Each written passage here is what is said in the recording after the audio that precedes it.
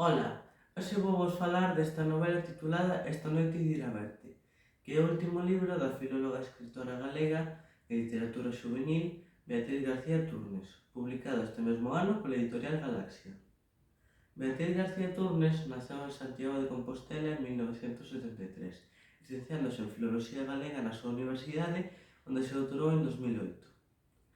Entre as súas publicacións atópanse artigos de sociolingüística histórica, monografías como A vida e obra de Ramón Piñeiro, relatos curtos e 3 novelas: Valdamor, coa que acadou o Premio Lecturas da Asociación Galega do Libro Infantil e Xuvenil e que é a súa primeira novela, Ouro das Lúas e esta que vos ensino hoxe, Esta noite irá verte. Beatriz García Turnes di que, como moitos escritores, ten a orixe da súa vocación como escritora na lectura e comezou a escribir sendo ainda moi pequena na escola animada por unha profesora. Cando lle preguntan por que escribe, ela sempre di que porque supón que lle gusta que a recoñezan, pero tamén porque lle parece moi divertido. Esta noite irá verte é unha novela xuvenil de misterio na que a autora amósanos como era a Galicia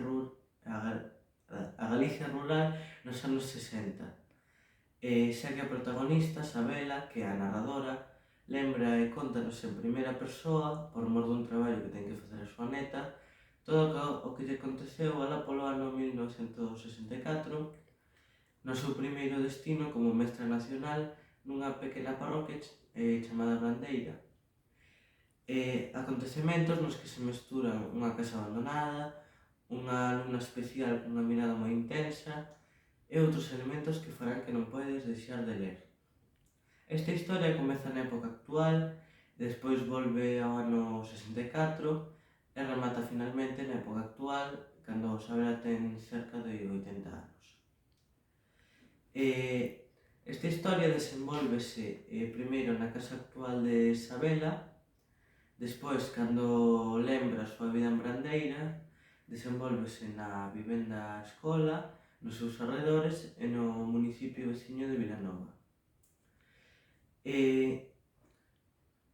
As personaxes, ademais de Sabela e súa neta, outros personaxes da novela serían Abilio Codesido, ou Abi, que é un bo amigo de Sabela, ou as Tareixas, a boa neta, con certos poderes para as cousas sobrenaturais. Os temas que trata esta novela son a ausencia do uso da lingua galega na escola nesa época durante a ditadura de Franco, a situación dos represaliados despois da Guerra Civil que tienen que fuxir ao monte e ao sufrimento das mulleres que quedaban soas na casa, ou o tema sobrenatural coa introducción de elementos fantásticos.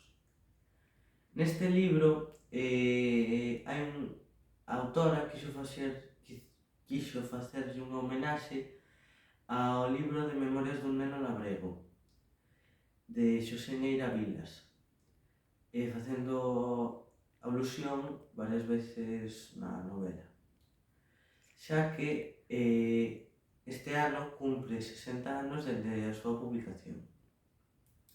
Neste libro hai unha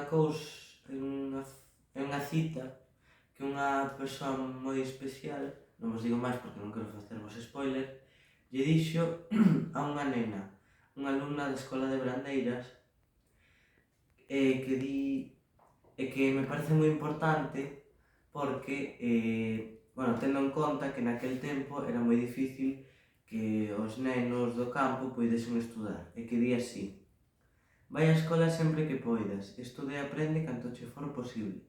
A ignorancia dos pobres só aos malvados lles interesa e lles convén.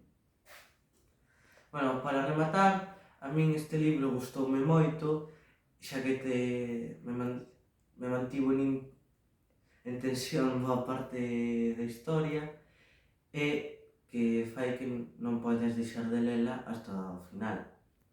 Se vos gustan as novelas de misterio, penso que esta é unha moi boa opción. Adeus!